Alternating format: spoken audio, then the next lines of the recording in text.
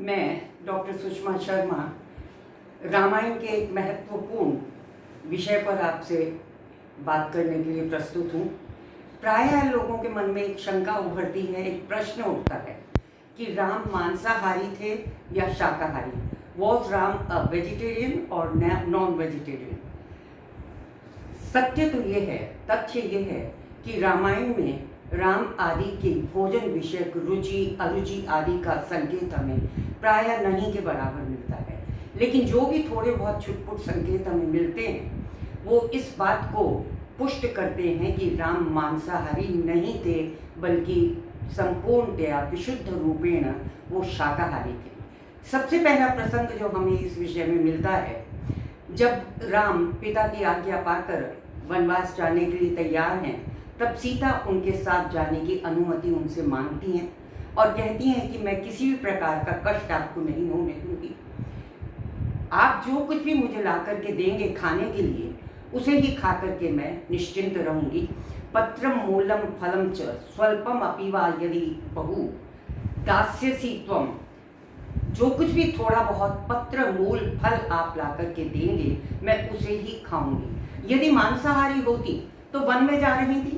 One में वन्य पशुओं की खरगोश, तीतर, बटेर, इन सब की बहुतायत होती है, वो ये प्रश्न ही नहीं उठाती। लेकिन उन्होंने ये आश्वासन राम को दिया, जो इस बात का द्योतक है कि राम आदि शाकाहारी थे, मांसाहारी नहीं थे। इसके बाद जो हमें पहला संकेत फिर मिलता है वह है भरद्वाज ऋषि के आश्रम में पहुंचे हुए राम के द्वारा कही गई इस बात से। जब राम, लक्ष्मण और सीता महर्षि के आश्रम में पहुंचते हैं तो अपना परिचय देते हुए कहते हैं कि हम महाराज दशरथ के पुत्र राम और लक्ष्मण हैं और ये जनक नंदिनी सीता हैं। धर्ममेव तत्र चरिष्यामः मूलम पत्रम फलम आशनः, कि पत्र, मूल, फल इत्यादि का सेवन करते हुए हम यहाँ धर्म का आचरण करेंगे। भरद्वाज ऋषि भी इन्हीं सब वस्तुओं से उनका स्वागत करते हैं। नाना विधान अन्न रसान मूल फलाश्रयाम, अनेक प्रकार के अन्न रसों और फल मूल इत्यादि से महर्षि भरद्वाज श्री राम, लक्ष्मण और सीता का स्वागत करते हैं। सबसे बड़ा प्रमाण हमें जो इस विषय में मिलता है वह राम के ही परिवार के एक सदस्य के द्वारा मिलता है। जब भरत ननिहाल से लौटकर आते हैं और उन्हें पता पड़ता है कि उनकी माता के षड्यंत्र के द्वारा राम वनवास को चले गए हैं, तो वो बहुत मर्माहत होकर माता कौशल्या के महल में जाते हैं और नाना प्रकार की सौगंध खाते हुए कहते हैं कि जिसकी अनुमति से आर्य राम वन में गए हों उसको यह पाप लगे, वह पाप लगे, तरह तरह की बातें वो बताते हैं। उनमें एक सौगंध जो वो खाते हैं वो सुनकर के आपको विश्वास हो जाएगा कि मांसाहार का तो मतलब ही नहीं उठता। भरत कहते हैं, लाक्षया मधुमांसेन लौहेन च विषेण च सदैव विभ्रयन्ति भृत्यान् यस्य आर्य अनुमति कतः। जिसकी अनुमति से आर्य राम वनवास को गए हों उसको वह पाप लगे जो लौह, लाक्षा, मदिरा और मांस का विक्रय करके अपने आश्रितों को पालन करने वाले लोगों को लगता है। इससे स्पष्ट प्रमाण और आपको क्या मिल सकता है? श्रृंगवेरपुर में निषादराज गोहू आते हैं, राम गंगा के तट पर स्थित हैं। निषादराज गोहू स्वागत के लिए बहुत सी सामग्री लेकर के आते हैं। उनमें भोज्य पदार्थ भी हैं और गोहू स्पष्ट रूप से राम से कहते हैं, भक्ष्यम भोज्यम पेयम लेयम च। यहाँ पर जो शब्द ध्यान देने योग्य है वो है भक्ष्य। जब भी हम खाद्य पदार्थों का वर्गीकरण करते हैं तो उसमें भक्ष्य, अभक्ष्य इस प्रकार से दो पदार्थों को गिना जाता है। कितना भी कोई मदिरा का और मांस का सेवन करे, जब अभक्ष्य पदार्थों की गिनती होती है उसमें मदिरा और मांस आते हैं। इसीलिए गुहू यहाँ पर भक्ष्य कहते हैं कि राम ये भक्ष्य पदार्थ हैं। उनका तात्पर्य है कि इसमें मदिरा और मांस कुछ भी नहीं है। इससे बड़ा प्रमाण और क्या मिलेगा। और हम आगे चलते हैं, अनेक प्रमाण मैं आपको रामायण में से निकाल करके दे सकती हूँ। जब महर्षि वशिष्ठ और राजकुमार भरत राम को लौटाने के लिए चित्रकूट तक जाते हैं, तब महर्षि भारद्वाज ऋषि के आश्रम में वो पहुंचते हैं। वहां भी महर्षि भारद्वाज पाद्यम अर्घ्यम च दत्वा पश्चात फलानी च, इस प्रकार से करते हैं। तो अनेक उदाहरण आपको मिलेंगे जो ये स्पष्ट करते हैं, प्रमाणित करते हैं कि राम आदि मांसाहारी नहीं थे, शाकाहारी थे। लंका में जनक दुलारी सीता रहती हैं राक्षसियों के बीच में। राक्षसियां मांसाहारी हैं, लेकिन वहां हमें कोई भी वर्णन ऐसा नहीं मिलता जिससे ये पता पड़े कि सीता को मांसाहार परोसा गया था।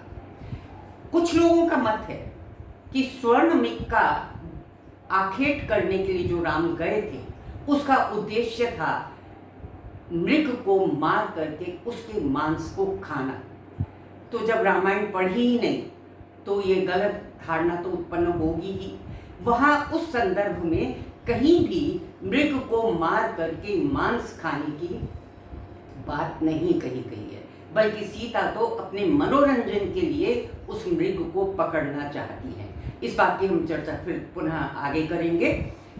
फिर ये प्रश्न क्यों उठे, ये संदेह, ये भ्रांति क्यों उत्पन्न हुई, इसका कारण भी हमें यहीं मिल जाएगा। रामायण की लोकप्रियता, विश्वास और आस्था के कारण विदेशों में और हमारे देश में हर एक प्रदेश, प्रांत और भाषा में नाना प्रकार से राम कथाएं लिखी जाने लगी। देखिए, साहित्य समाज का दर्पण होता है, और जिसने भी जो लिखा तत्कालीन सभ्यता, संस्कृति, खान पान, रीत रिवाज का उस पर प्रभाव पड़ना आवश्यक होता है।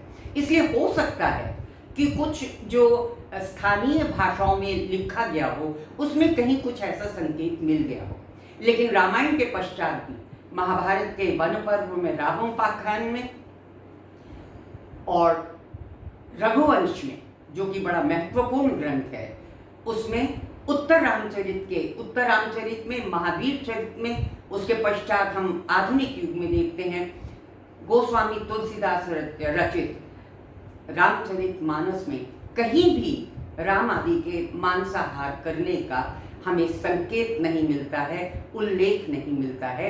ये बात स्पष्ट हो चुकी है। हाँ, उस समय रामायण काल में बहुत सी जातियां थीं। आर्य जो राम थे, वानर जाति थी, और वानर तो स्पष्ट रूप से विशुद्ध शाकाहारी थी। एक अन्य जाति थी राक्षस, जिसको मैं कह सकती हूँ कि वो मांसाहारी थी, और राक्षस मांस के टुकड़ों के द्वारा ही आर्यों के यज्ञ कुंड में मांस के टुकड़े डाल करके विघ्न डाला करते थे। तो राक्षस जाति मांसाहारी थी, लेकिन राम आदि का, जैसे मैंने बताया, कहीं कोई हमें संकेत नहीं मिलता कि उन्होंने कभी भी मांस भक्षण किया। वो विशुद्ध रूप से शाकाहारी थे।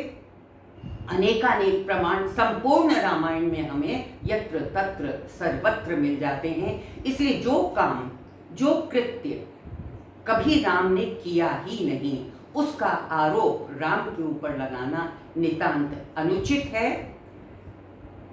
अकल्पनीय है।